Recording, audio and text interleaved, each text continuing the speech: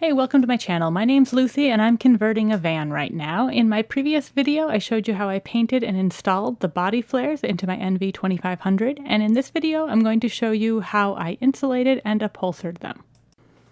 I live in Arizona where summer temperatures are frequently 110 to 115 degrees, and I will be traveling primarily in the Southwest in this van, so I'm trying to make every effort possible to keep this van as cool as possible. So by putting the flares in, I did have to cut out an area that had space for a tremendous amount of insulation, but being able to sleep sideways was critical for as short as my van is. Therefore, I knew that I had to find a way to insulate these. So after doing some research, I decided to go with this NASA product. It's an R8, like Reflectix, but a little bit thicker. And this product seemed like it would give me the most bang for my buck because I also didn't want to lose that critical space that I just paid a lot of money for by buying the flares. So I decided this product would be hopefully sufficient, and so far it seems to be working out really well. I purchased a 4-foot roll, and the flares are a little bit longer than that, but it worked out really well because I was able to use this for kind of the flat space, and then in the curve I was going to have to use smaller pieces anyway. I used the 3M90 spray adhesive, and this stuff's really heavy-duty stuff, so it works out really well for this application, and it really sprays out in a pretty big fan. So make sure that you wear a mask. It is very potent. And just make sure that you get a really thorough coat of adhesive. You can spray both sides of the NASA as well as the flare. The stuff molds pretty well, so you just want to line it up with the top, and then you're able to reposition a little bit as you work. And then just really make sure that you push it in and don't leave any air gaps, especially in where it's kind of bends in. Make sure that you push it in thoroughly everywhere. If you have like a little craft roller, this would be a good place to use that as well. Next, I just trimmed the excess with a nice sharp utility knife.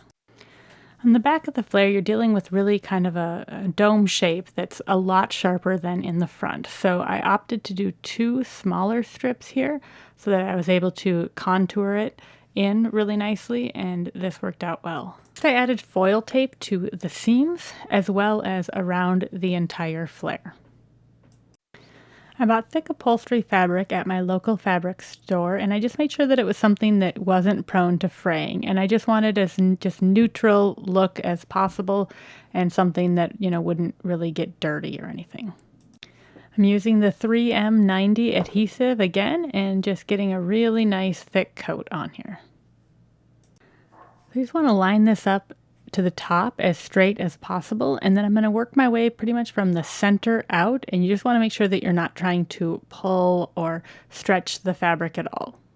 Just let it kind of follow the curves as naturally as possible.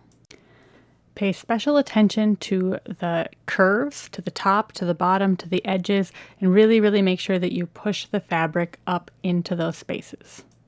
And next, with a really sharp X-Acto knife, I just trimmed this out. I did wrap the fabric out and over the edge, and that's going to give me a nice space to be able to trim up to when I finally get around to trimming this in with the wood at the end. I will show clips of that process once I actually get there. At this time, I have most of the electrical done, the slide doors done, I have one of the cabinets built, so I'm not quite ready to frame this in yet. You might also notice that most of my videos right now are being shot at night, and that is because it is over 100 degrees right now in Arizona, so I'm working at the coolest time of day. I'm pretty pleased. There's some minute little puckers on the edges that will pretty much be covered up when I trim this out. The other side also turned out very well. This is a little sneak peek of some of the work that I've done since, and we'll hopefully be getting videos out as soon as I can. I'm working on cabinetry and some of these kind of things in my shop where I can stay a little bit cooler, and then hopefully everything will work when I get it out to the van. So I hope that you're enjoying this journey. If you are, please like and subscribe and follow along. And if you're building a van yourself, I hope that you're having an awesome experience.